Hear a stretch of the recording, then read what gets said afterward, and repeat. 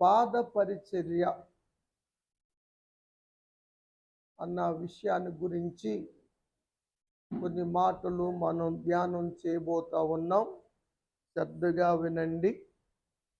మన శరీరాన్నంతా మోసే బలమైన సాధనాలు మన పాదములే. ఈ పాదముల గురించి వాక్యములు రాయబడిన మాటలు ప్రాముఖ్యమైనవి ఏమిటంటే, దేవుని సువార్తను మోసుకొని తిరిగే అటువంటి వారి పాదములు గొప్పవని, సుందరమైనవని, ఆశీర్వకరమైనవని పరిశుద్ధ గ్రంథం తెలియచేస్తూ ఉంది. పెద్ద ప్రవక్తల్లో యెషయా గారు రాశాడు, 52వ అధ్యాయము 7వ వచనం, సువార్తను ప్రకటించుచు సమాధానము సాటించే, సువార్తమానం ప్రకటించే రక్షణ సమాచారం వారి పాదములు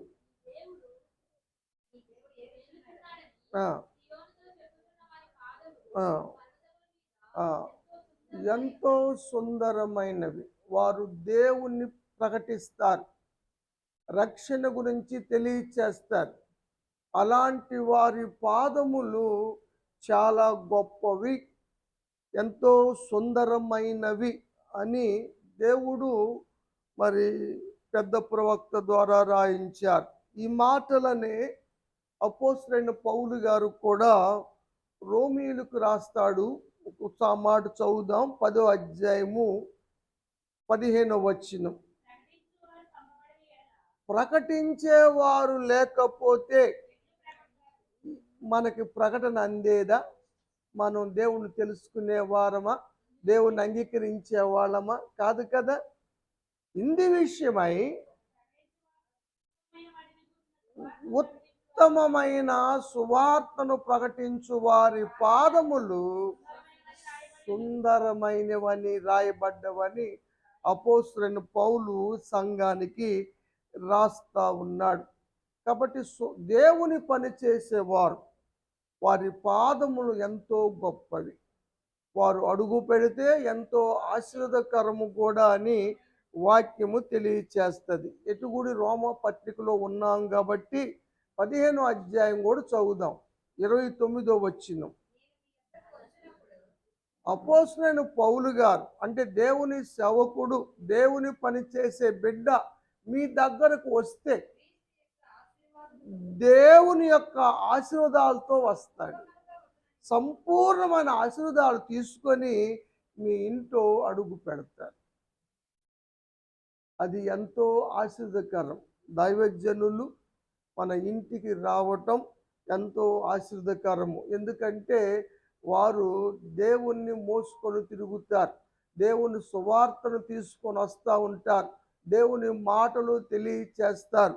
కాబట్టి వారు అడుగు పెడితే మన ఇంటికి సమాధానము. దేవుని బిడ్డలు ఏ ఇంటికి వెళ్ళినా వారి ఇల్లు ఆశ్రయించబడుతుంది, సమాధానము కలిగి ఉంటుంది. యాకోబు లాబాను ఇంటికి వెళ్ళాడు. లాబాను ఇంటి అడుగు పెట్టిన తర్వాత యాకోబు చెప్పిన మాట ఏమిటంటే, నేను పాదము పెట్టిన చోటెల్లా దేవుడు నిన్ను ఆశీర్వదించాడు. దేవుని బిడ్డలు అడుగు పెట్టిన చోట ఆశీర్వాదాలు కలుగుతాయి.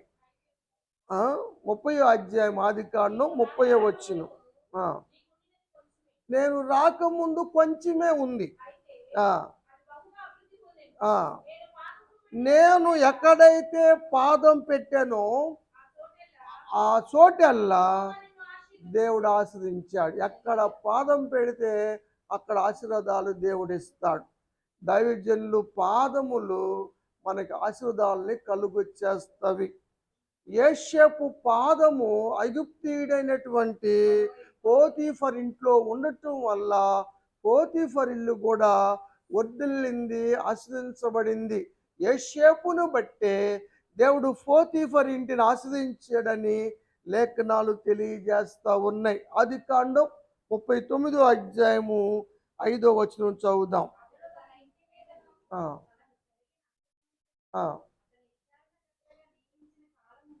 ఆ, యెహోవా యోసేపు నిమిత్తము ఆ ఐగుప్తు ఇంటిని ఆశ్రయించాను. లేకపోతే పోతీఫర్కి ఆశీర్వాదాలు లేవు.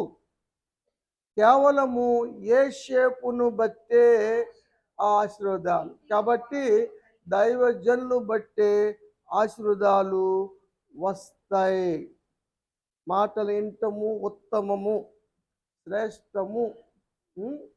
మార్తమ్మ పనులు అయిపోయినాయి, అది మరియమ్మ పనులు చేయండి, అది ఆశీర్వాదకరం కదా. రహస్యమందు చూస్తున్న దేవుడు ప్రతిఫలం ఇస్తాడు.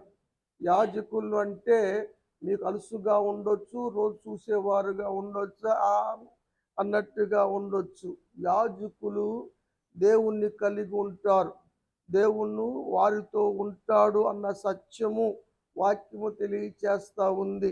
యాజకుల ద్వారా ఎన్ని కార్యాలు జరుగుతాయో వాక్యములో మనం చూస్తాం. వీళ్ళు యోర్దాను నదిని దాటాలేసి వచ్చినప్పుడు యాజకుల అరిపాదాలు యోర్దాను నదిని నీళ్లను తాకినప్పుడు నీళ్లు ఏకరాశిగా నిలిచినాయి, ప్రవహించట ఆగిపోయినాయి. ఇశ్రాయేలు ప్రజలందరూ యోర్దాను నది దాటేదాకా కూడా నీళ్లు అట్టాన్ని ఆగిపోయినాయి. కారణం, అంత అద్భుతం జరగటానికి కారణము యాజకుని పాదాలు.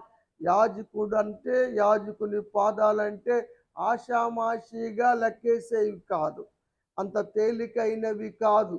అద్భుతాలు జరుగుతాయి, ఆశ్చర్యాలు జరుగుతాయి. వారు నిండు మనసుతో చేస్తే ఏదైనా కార్యం జరుగుతుంది అని లేఖనాలు తెలియజేస్తాయి. మీరు చూడాలంటే యెహోషువ గ్రంథం 3వ అధ్యాయం 13వ వచనం చదువుదాం.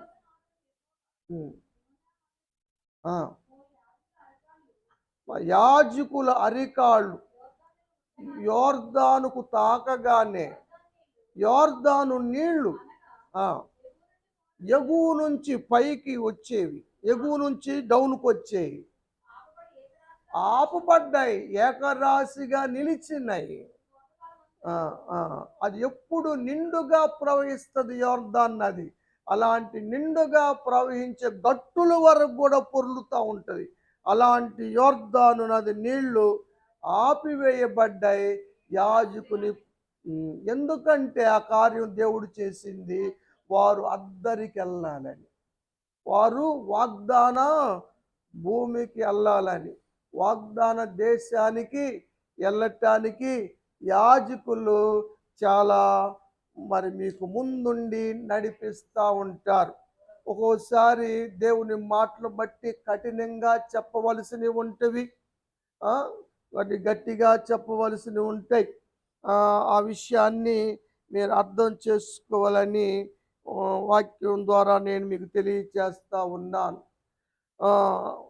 అందరికన్నా, ఒక తోడబుట్టిన వారందరికన్నా, ఒక విధంగా చెప్పాలంటే సహోదరులందరికన్నా కూడా ఎక్కువగా ఆశ్రయించబడి దేవుని కటాక్షం పొందిన వ్యక్తి ఎవరయ్యా అంటే యోసేపు, దావీదు, నఫ్తాలి.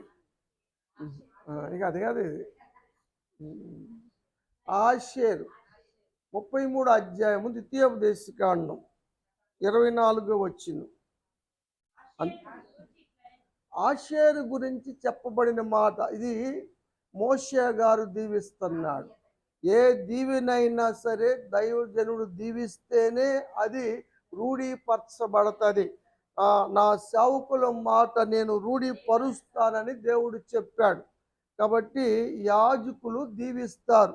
దేవుడు ప్రత్యేకంగా యాజకుల నుంచిందే. అందుకే ఈ మధ్యకాలంలో చెప్పాను, సంఘానికి కాపరి అవసరమా, పాస్టర్ గారు అవసరం ఉందా, ఏం అవసరం అన్న విషయాలు మనం నేర్చుకున్నాం. చదువమ్మ. తన సహోదరులందరికన్నా కూడా 11 మంది సహోదరులు ఉన్నారు ఆషేరుకి. ఆ 11 మంది కన్నా ఆషేరు ఎక్కువగా ఆశ్రయించబడటానికి, కటాక్షం పొందటానికి కారణం ఏమిటయ్యా అంటే అతని పాదములు తైలములో ముంచబడ్డది. పాదములు ఆ, తైలములో ముంచబడటం ద్వారా ఆయన అందరికన్నా ఎక్కువగా ఆశీర్వదించబడ్డాడు. తోటి వారి కన్నా ఎక్కువగా ఆశీర్వదించబడటం గురించి ఈ మధ్య కాలంలో చెప్పాను. అదే అభిషేకం. ఆ తైలం అంటే అదే. ఇక్కడ ఆశీర్వాదికి రాయబడిన తైలము కూడా పరిశుద్ధాత్మ అభిషేకమే. కాబట్టి పరిశుద్ధాత్మ కలిగిన వారు హెచ్చించబడతారు అన్న మాట మనం చూస్తాం కదా. దా కోరహు కుమారులు 45 అధ్యాయంలో రాశారు 7వ వచనములో. దాన్ని పౌలు గారు హెబ్రీయులకు తెలియజేసిన మాట మనం చూస్తాం. ఆ ఆ ఆ ఆ నీ చెలికాండ్ర కన్నా, నీ తోటి వారి కన్నా, నీ సహోదరుల కన్నా నిన్ను హెచ్చించును. ఎందుకంటే ఆనంద తైలముతో అభిషేకించటం వల్ల అన్న మాటలు మనం చూస్తా ఉన్నాం. ఏవు పాదాలు కూడా ఆ ఏమో పాలల్లో, నేటిలో, పాలంటే వాక్యములోనే. ఆ, అయితే అలా అవటానికి కారణం ఏమంటాడంటే ఏమో 23 అధ్యాయము 11 వచనం. 29 చదువుతున్నారు మీరు. నా పాదములు దేవుని అడుగు జాడలు విడిచి ఇడవక నడిచినాయి. ఎవరైతే దేవుని అడుగు జాడల్లో నడుస్తారో, ఎవరి పాదాలైతే దేవుడు చూపించిన మాదిరిలో నడుస్తారో వారు రెండింతలుగా ఆశ్రయించబడతారు. కానీ ఇటు అటు తిరిగే వారి పాదములు ఆశ్రయించబడవు. అది సాతానికి సంబంధించిన విషయాలని గతంలో మనం నేర్చుకున్నాం. కాబట్టి రెండింతల ఆశీర్వాదాలు మనం చూస్తూ ఉన్నాం. అందుకని దైవజనులను మనం చేర్చుకోవటం మంచిది.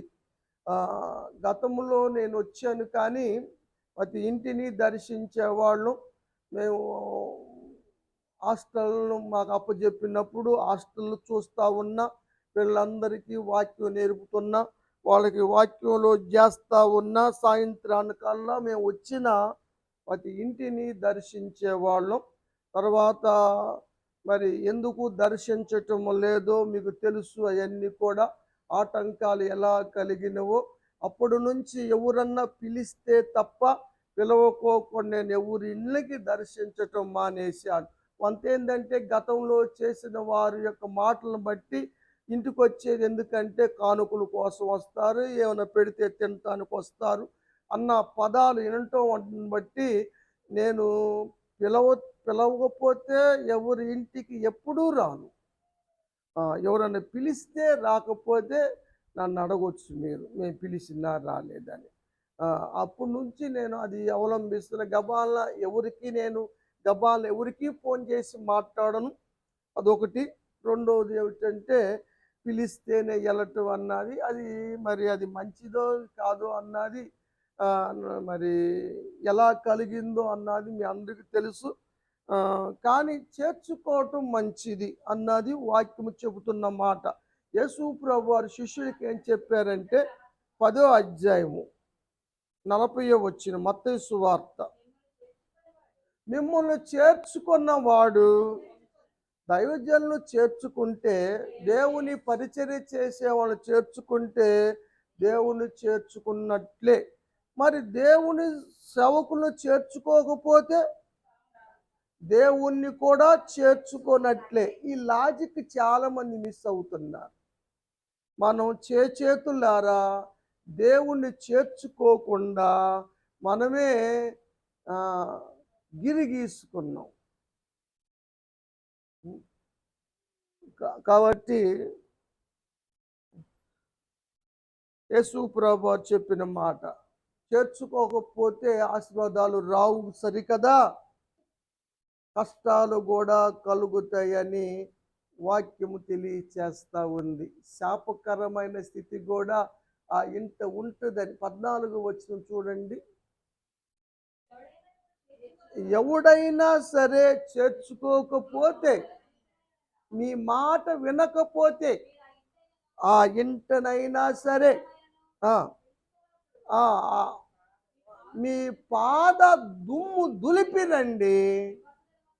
రేపు తీర్పు దినాలు ఉన్నాయి, విమర్శ దినాలు ఉన్నాయి. సొదొమ గొమొర్రా పట్టణం ఏ విధంగా కాలిపోయిందో, ఎలా బోర్ల దోయబడిందో, వారి పరిస్థితి అంతకన్నా అధ్వానంగా అవుతుంది అన్నాడు కదా. ఆ, అంత తేలికైన విషయం కాదు. మనము ఈ తర్వాత కాలములో అపోస్తులైన పౌలు బర్నబా చేశారు ఇది. 13వ అధ్యాయం అపోస్తుల కార్యముల గ్రంథం. ఇకోనియాకి వెళ్ళిపోయారు, వెళ్ళేటప్పుడు చేశారు. ఇకోనియా వాళ్ళకి కాదు. 40 వచనం, 13:40. ప్రవక్త గ్రంథములో ఎన్ని శాపాలైతే రాయబడి ఉన్నవో అన్ని శాపాలు వస్తాయి. అవి రాకుండా మీరు చూసుకోండి. ఆ, ఆ, ఆ. మీరు తిరస్కరిస్తున్నారు, నశించిపోతారు. నేను కార్యము చేస్తాను, నమ్మరు. ఆ, ఆ, ఆ. అయ్యా మళ్ళీ ఇంకోసారి చెప్పయ్యా, విశ్రాంతి దినం అందరూ వస్తారు కదా, ఇప్పుడు కొద్ది మందే వచ్చారు, ఆ రోజు చెప్తే బాగుంటుంది అని అడిగారు. ఆ, ఆ, ఆ, ఆ,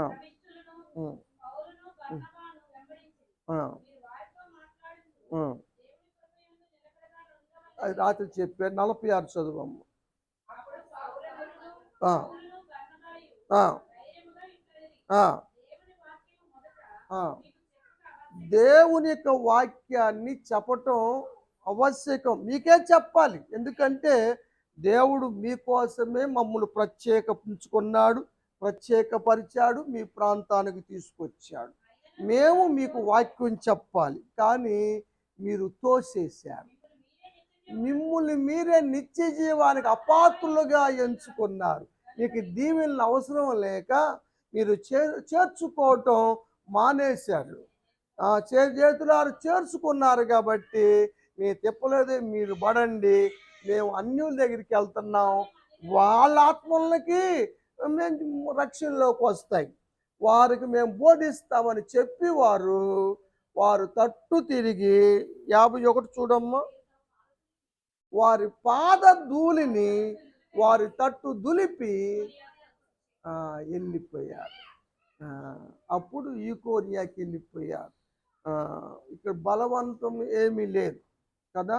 ఎవరో చెప్పుడు మాటలు విని ఆ మాటలు గతంలో వాళ్ళ యొక్క జీవితాలు చూసుకొని నమ్మకంగా పరిచర్య చేసి నిజంగా ప్రతి అమావాస్య సమయాల్లో కూడా ప్రతి ఇంట్లో మేము వండుకున్నాం.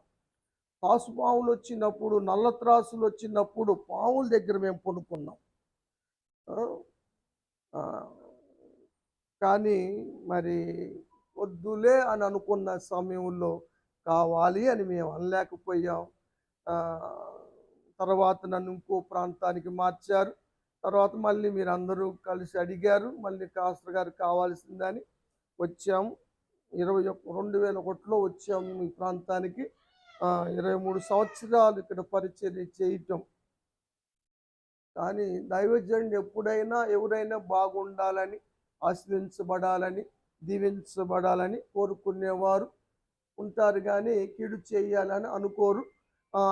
గతంలో అయితే నేను ఎంపటే చెప్పేవాడిని, నాకు దేవుడు ఏమైనా దర్శనం చూపించినా, ఎవరికైనా కీడు రాబోతున్నా, ప్రెగ్నెన్సీలు పోబోతున్నా, లేదా ఇంట్లో ఏదైనా మరణం సంభవించబోతున్నా మొదట్లో నేను చెప్పేశాను. కానీ తర్వాత దానికి కూడా కొన్ని పాయింట్లు వ్యతిరేకత వచ్చినాయి అని నేనే ప్రార్థన చేయటం మానేను. తర్వాత మన సంఘంలో కొన్ని తెలిసిన వాళ్ళు ఉన్నారు, దర్శనాల గురించి తెలిసిన వాళ్ళు, వరాలు పొందుకున్న వాళ్ళు ఉన్నారు. వాళ్ళని సంప్రదించి వాళ్ళకి చెప్పేవాడిని, వాళ్ళు మేము కలిసి ప్రార్థన చేసేవాళ్ళం. ఆ కీడు తొలగిపోయేది. ఒకరు కీడు వచ్చిందని కానీ, కీడు తొలగిపోయింది కానీ ఆ కుటుంబానికి తెలియకోకుండా చేశాం. మనకు తెలియాలి, మనం పేరు తెచ్చుకోవాలి, మన డొంకా వేయించుకోవాలి అన్న ఉద్దేశము ఎప్పుడూ లేదు. దేవుడు మనని పనికి నియమించాడు. పరిచర్య చేయటం అన్నది జరుగుతూ ఉంటుంది. ఒక్కోసారి మన పాదములు అపవిత్రమైపోతూ ఉంటాయి. అలాంటి సమయంలో పాదముల పరిస్థితి ఏమిటన్నది సొలొమోన్ రాశాడు. ఒక మాట చూద్దాం. 5వ అధ్యాయం సామెతల గ్రంథం 6వ వచనం. జీవ మార్గాన్ని విచారింపక తిరుగు పాదాలు ఇటు అటు, కాబట్టి ఆ పాదాలు పాతాళమునకు చేరును. జీవ మార్గం గురించి ఆలోచన చేయాలి. ఎటు పడితే అటు తిరిగితే, ఎవరి దగ్గరికి పడితే ఆ దగ్గరికి వెళితే ఒక్కొక్క డినామినేషన్కి ఒక్కొక్క విధానాలు ఉంటాయి. ఒక్కొక్క వాళ్ళు ఒక్కొక్క విధంగా బోధిస్తూ ఉన్నారు. ఇప్పుడు ఈ పాద పరిచర్య అయినా కొంతమంది చేస్తారు, కొంతమంది చేయరు. ప్రతిదీ కూడా కొంతమంది చేయరు, కొంతమంది చేస్తారు. కాబట్టి దేనికి పడితే దానికి వెళ్ళటం కాదు, కానీ వాక్యానుసారంగా ఉందా లేదా అన్న విషయంలో చూసుకొని మనం దైవికంగా ఎదగటం. ఎక్కడ నచ్చితే ఆడికి వెళ్ళటం మంచిది, ఆడుంటే ఆడు ఉండడం మంచిది. ఎక్కడైనా స్థిరపడాలి. మనం నేర్చుకున్నాము, నిలకడగా ఉండాలి కదా.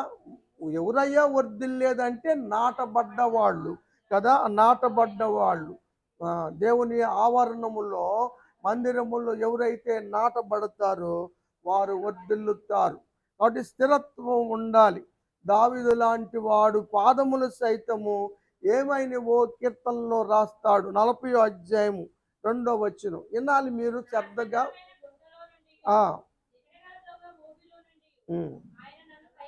ఇప్పుడు దావీదు పాపము చేయటం వల్ల ఆయన పాదాలు పాపపు ఊబిలోకి దిగిపోయినాయి. అది నాశనానికి చేరుస్తాయి. అలాంటి సమయంలో దావీదు ప్రార్థన చేశాడు, పశ్చాత్తాపడ్డాడు. నా పాదములు కడుగు అన్నాడు, నన్ను కడుగు అన్నాడు, పశ్చాత్తాపడ్డాడు. కాబట్టే దేవుడు దావీదుని ఆ పాపపు ఊబి నుండి పైకి లేపి క్రీస్తనే బండ మీద తన పాదములు నిలిపి స్థిరపరిచాడు అని ఆయన కీర్తించినట్లుగా మనం చూస్తాం. కడగటం అన్నది ఇక్కడ లేదుగా అంటారా. ఆ సంఘటన జరిగిన తర్వాత ఇది రాశాడు. 51వ కీర్తన తర్వాత 40 రాశాడు. అన్నీ వరుసగా రాయబడలేదు. 2వ వచనం. నా దోషములు పోవునట్లు నన్ను కడుగు, బాగా కడుగు. నా పాపములు పోవునట్లు నన్ను పవిత్రపరచు అని ఎప్పుడైతే దావీదు పశ్చాత్తాపడ్డాడో పాపపు ఊబి నుంచి లేపి ఆ జిగటగల దొంగ ఊబి నుండి దేవుడు శుద్ధీకరించి క్రీస్తనే బండ మీద నిలిపినట్లుగా, స్థిరపరిచినట్లుగా మనం చూస్తూ ఉన్నాం. కాబట్టి మన పాదాలు ఒక్కొక్కసారి అభ్యంతరాలను కలుగు చేస్తవి అని యేసు ప్రభువారు చెప్పారు. ఆ విషయాన్ని కూడా మీకు చెప్తాను. మార్కు సువార్త 9వ అధ్యాయము 45వ వచనం చదువుదాం. నీ పాదము నిన్ను అభ్యంతరపరిచి వేస్తే దాన్ని నరికివేయి.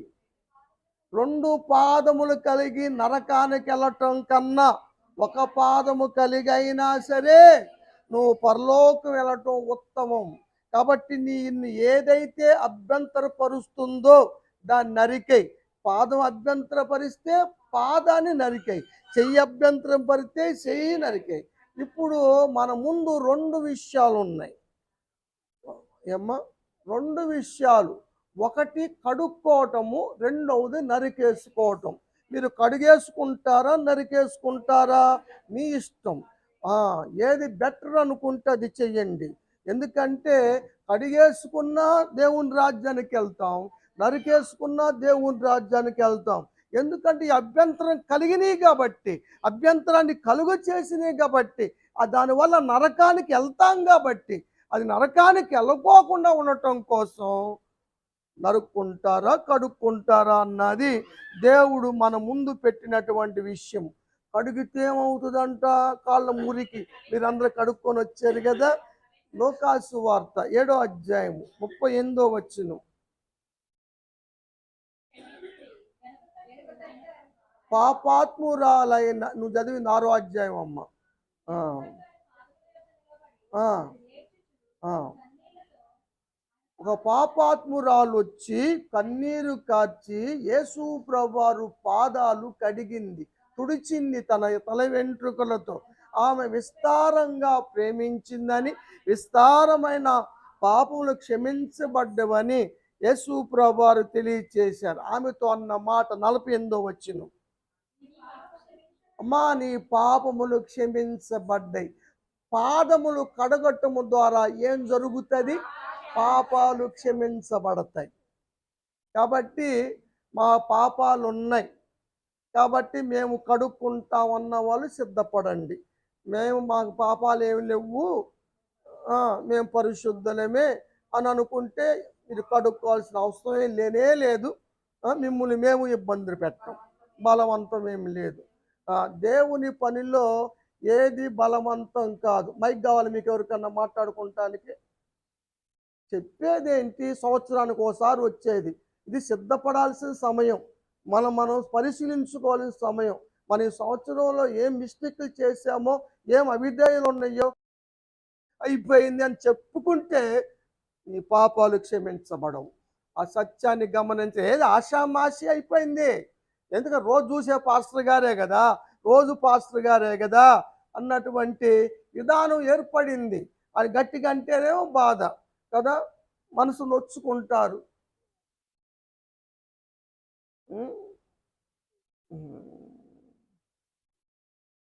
కాబట్టి పాదములు కడగట్టము ద్వారా పాపాలు క్షమించబడతాయి అన్న విషయాన్ని ఇక్కడ మేము చెబుతా ఉన్నాం. యేసు ప్రభువారు భోజన పంక్తిలో కూర్చున్నారు. 13వ అధ్యాయం యోహాను సువార్త 4వ వచనం. లెగిచారు, పై వస్త్రాన్ని తీశారు, తువ్వాలు తీసుకున్నారు, నడుముకి కట్టుకున్నారు, ఒక పళ్ళాన్ని తీసుకొచ్చారు, దాంట్లో నీళ్లు పోశారు, శిష్యులు పాదాలు కడిగారు, ఆయన కట్టుకున్న టవల్తో తుడవటం మొదలు పెట్టాడు. వాళ్ళకి పాద పరిచర్య చేస్తున్నాడు యేసు ప్రభువారు. వారి పాదాలు కడుగుతా ఉన్నారు. ఎందుకని యేసు ప్రభువారు శిష్యుల పాదాలు కడిగారు? మాదిరి చూపటం కోసం, తగ్గింపు కోసం, పాపాలు తుడిసివేశాడు.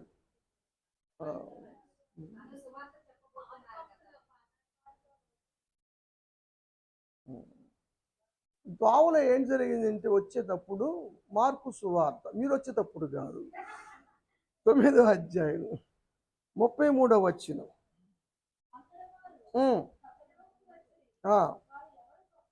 వీళ్ళల్లో ఒక విషయం ఏర్పడింది, శిష్యుల్లో ఎవరు గొప్పవాళ్ళు.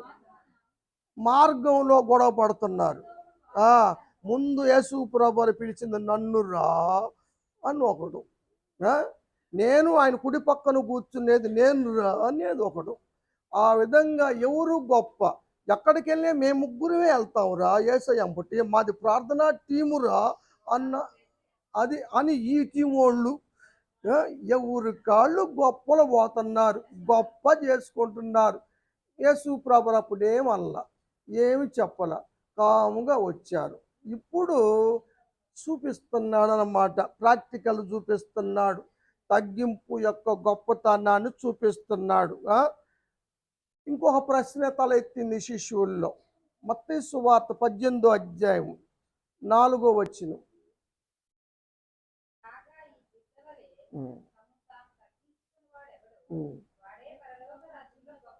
ఇప్పుడు ప్రశ్న ఏమిటంటే, పరలోకంలో ఎవడు గొప్పోడు అన్నది ప్రశ్న.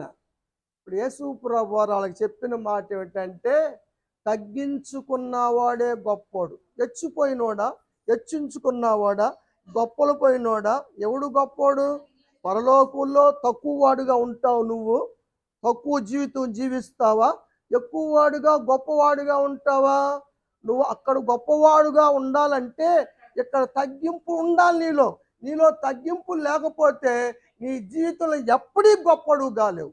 యేసు ప్రభువారు సూత్రం ఏమిటంటే, తగ్గించుకున్నవాడు హెచ్చించబడతాడు, హెచ్చించుకున్నవాడు తగ్గించబడతాడు. తగ్గించుకుంటావా, హెచ్చించుకుంటావా నీ ఇష్టం. ఇందుట్లో బలవంతే లేదు. ఎందుకంటే నీ బ్రతుకు నువ్వు చేతులారా పాడు చేసుకున్నట్లే. నువ్వు హెచ్చిపోయావు, హెచ్చించుకున్నావు, అతిశయపడ్డావంటే నువ్వు నీ అంతటి నీ భవిష్యత్తును చేతులారా నువ్వు పాడు చేసుకున్నవాడు అవుతావు. ఇది ఆషామాషి కాదు, ఇది దేవుని సూత్రం. లోక సూత్రాలు తెలుసుకోవటం కాదు, దేవుని సూత్రాలు కూడా తెలుసుకోండి. వాక్యం తెలుసుకొని వాక్యానుసారంగా జీవిస్తే మంచిది కదా. యేసు ప్రభువు చెప్పాడు, స్త్రీలు కన్నటువంటి వాళ్ళల్లో బాప్తీసమిచ్చి యోహాను కన్నా గొప్పవాడు లేడు అని చెప్పాడు. 11వ అధ్యాయం అనుకుంటా, అక్కడే ఉండారుగా. తిరగండి, తీయండి. తొందరగా వస్తున్నారు వీళ్ళంతా. బాప్తీసమిచ్చి యోహాను కన్నా గొప్పవాడు లేడు. కానీ బాప్తీసమిచ్చి యోహాను ఏమన్నాడు తెలుసా?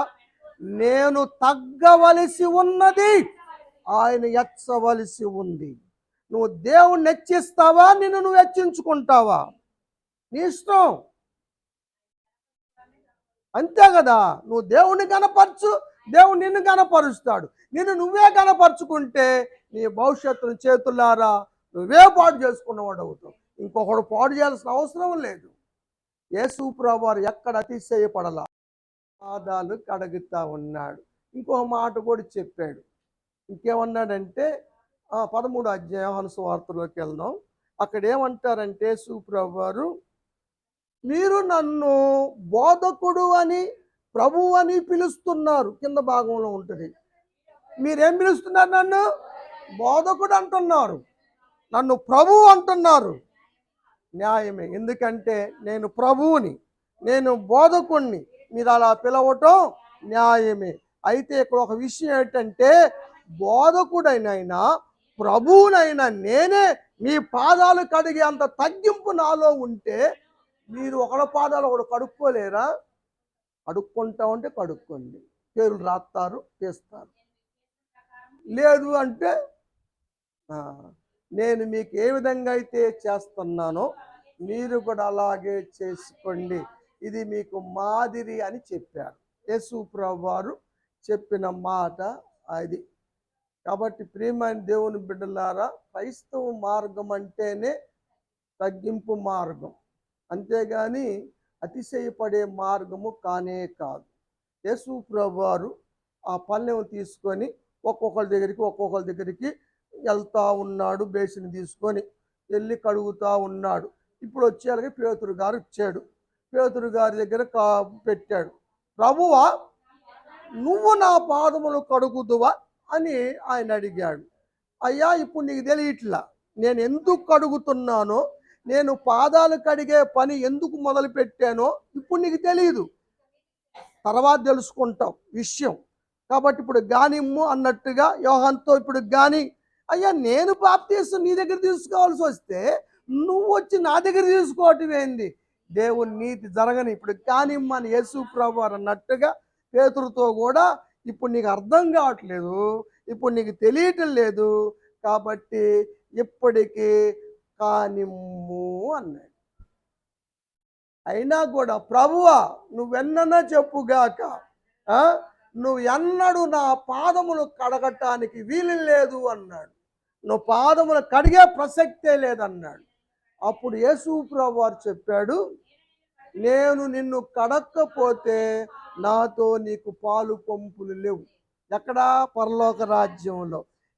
మనం పాదాలు కడుక్కోకపోతే ఒకరికొకరికి పాలు పంపులు ఉండవు, సమాధానాలు ఉండవు, దేవుని రాజ్యం ఉండదు, పాపాలు నిలిచి ఉంటాయి అని యేసు ప్రభువారు ఎవరితో చెప్పాడు? సీమోను పేతురుతో చెప్పాడు. అప్పుడు అంటాడు, అట్టయితే ప్రభువా కాళ్ళే కాదు నా చేతులు కడుగు, నా తలకాయ కడుగు, మొత్తం కడుగు అంటున్నాడు పేతురు. అప్పుడు యేసు ప్రభువారు చెప్పిన మాట ఏంటంటే, స్నానం చేసిన వాడు కదా. ఇప్పుడు స్నానం చేస్తాం మన ఇంటికాడ, ఒక ఊరు కాడికి వెళ్ళి వస్తాం, ఒక లేకపోతే నందిగా వెళ్ళి వస్తున్నాం. వచ్చిన తర్వాత ఏమని చేస్తాం? మళ్ళీ నీళ్ళు పోసుకుంటామా? కాళ్ళే కడుక్కుంటాం. కాబట్టి ఆ మురికి కడుక్కుంటే చాలు అని చెప్పింది దానికోసం కాదు యేసు ప్రభువారు చెప్పింది. ఇక్కడ స్నానం అంటే బాప్తీసం. బాప్తీసం తీసుకున్న వాళ్ళు పరిశుద్ధులు. ఎందుకంటే పాపాలు ఒప్పుకునేగా బాప్తీసం తీసుకున్నది. తర్వాత బాప్తీసం తీసుకున్నాక పాపములు చేస్తే ఏంటి? బాప్తీసం తీసుకోకముందు పాపం చేశాం, ఒప్పుకున్నాం, యేసు ప్రభువు క్షమించాడు, బాప్తీసం తీసుకున్నాం, అయిపోయింది. బాప్తీసం తీసుకున్న తర్వాత కూడా పాపాలు చేస్తే ఏంటి? ఉండదు. చెప్పు.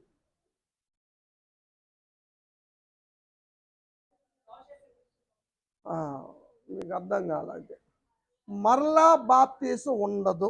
బాప్తీసము ఒకే ఒకసారి. కానీ బాప్తీసం తీసుకున్నావు, నువ్వు లోకంలో పడిపోయావు, ఏదో సమస్యల వల్ల, ఇబ్బందుల్లో, ఏదో దేవునికి వ్యతిరేకంగా జీవించవలసిన పరిస్థితులు వచ్చినాయి, జీవించావు. ఇప్పుడేంటి పరిస్థితి? అప్పుడు నువ్వు కడుక్కోవలసింది కాళ్ళు. స్నానం అంటే బాప్తీసం తీసుకున్నావు ఆల్రెడీ, మళ్ళీ రెండోసారి బాప్తీసం లేదు కదా. అందుకని పాపాలు ఒప్పుకొని కడిగేసుకో. నరికేసుకుంటావా, కడిగేసుకుంటావా? మనకు తేలిక ఇదే, ఇవాళ వరకు. ఇక రేపు సంగతి తర్వాత, రేపటి సంగతి తర్వాత. అందుకని యేసు ప్రభువారు పాదములు కడిగారు. స్నానం అంటే నీళ్ళు పోసుకున్నది కాదు, బాప్తీసానికి సంబంధించింది. దీన్ని ఏమంటారంటే, ఏం స్నానం అంటారమ్మా రాధమ్మ గారు ఈ స్నానాన్ని? మా సిస్టర్ గారు చెప్తారు. నేను మధ్యలో ఏంద్రా మీరు, మా అమ్మాయి నన్ను అడిగితే నేను మా అమ్మాయిని అడుగుతూ ఉంటాను. మేము చెప్పుకుంటాం. చెప్పమ్మా, ఈ స్థానాన్ని ఏమంటారు? జ్ఞానస్థానం. ఆర్సీఎంలో ఎప్పుడు చేరారు నువ్వు? ఎస్, లెక్చరర్ గారు, వెరీ గుడ్. తీతు పత్రిక